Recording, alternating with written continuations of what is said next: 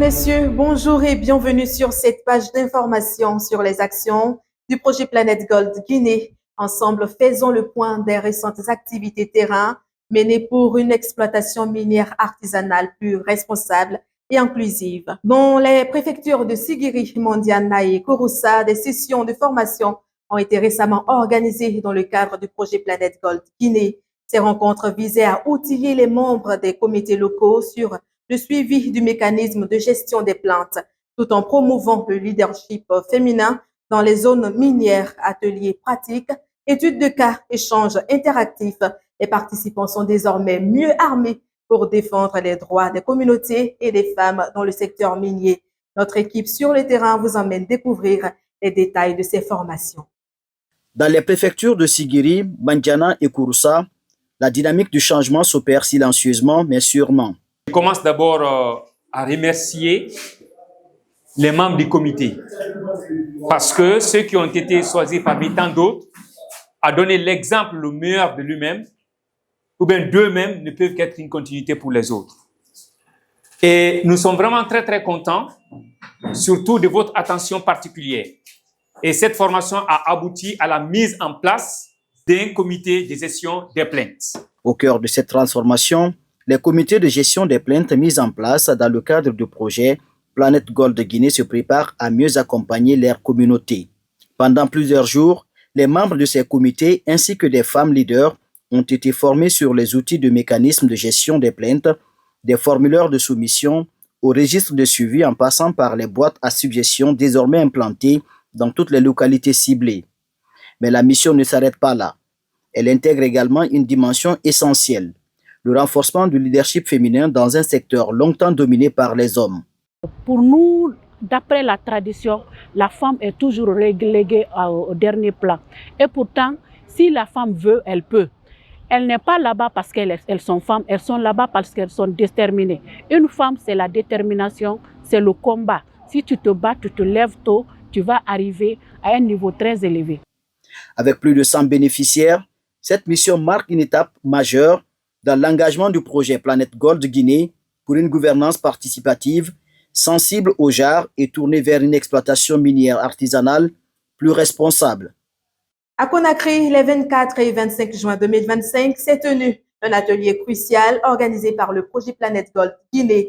L'objectif était de présenter les résultats des consultations locales sur 3 projets de textes réglementaires et valider le document d'état des lieux des textes législatifs et réglementaires en vigueur.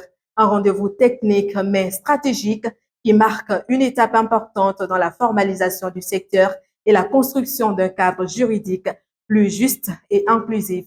Voici le reportage que nous vous proposons. Atelier sur les textes réglementaires du secteur EMAP. Le secteur de l'exploitation minière artisanale et à petite échelle en République de Guinée poursuit sa mue réglementaire. Le projet Planète Gold Guinée, en partenariat avec les autorités nationales, renforce la dynamique de réforme par l'organisation d'un atelier stratégique à Conakry. Pendant 2 jours, une trentaine d'acteurs clés venus des ministères, de la société civile, des institutions de régulation ainsi que de l'Union nationale des orpailleurs de Guinée ont validé ensemble un document fondamental. L'état des lieux des textes législatifs et réglementaires du secteur EMAP. Cet atelier fait suite à une vaste consultation menée en 2024 dans les préfectures de Sigiri, Mandiana et Kouroussa. Ces échanges ont permis de remonter les préoccupations des exploitants sur 3 projets de textes réglementaires dans une logique d'écoute et d'inclusion. L'ambition affichée, bâtir une réglementation claire, équitable et respectueuse des enjeux environnementaux et sociaux. Il y a une forte exploitation de l'or par la population locale, couramment appelés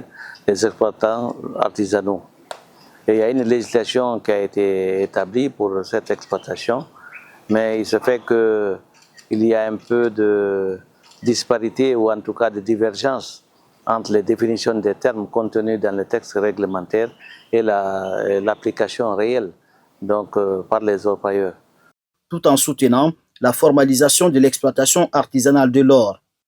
Au jour d'aujourd'hui, suite à cet atelier de plaidoyer ou de validation ici des documents juridiques, nous allons continuer à mener le plaidoyer pour que ça soit accepté par l'État guinéen mais aussi faire l'introduction ici des bonnes pratiques.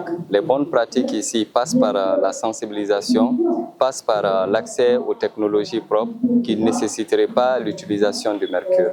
À travers cet atelier, Planète Gold Guinée continue de jouer un rôle central dans la transformation du secteur minier artisanal guinéen en faveur d'une exploitation plus sûre, plus juste et plus encadrée. À Mondiana, Sireri et Kouroussa, l'équipe communication du projet Planète Gold Guinée s'est mobilisée pour documenter les actions de sensibilisation sur les méfaits du mercure, tester l'efficacité des outils pédagogiques et recueillir des témoignages des victimes.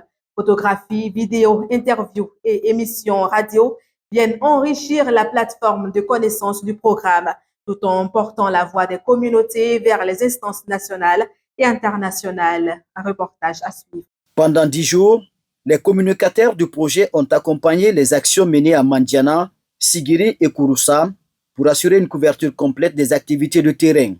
Objectif, capter les moments clés des formations, des démonstrations de corps nus, des tests de matériel de sensibilisation, mais aussi donner la parole aux communautés. À travers des interviews sensibles, des femmes, des orpailleurs, mais aussi des proches des victimes de la maladie de Minamata ont livré des témoignages bouleversants mettant en lumière les dangers invisibles liés au mercure.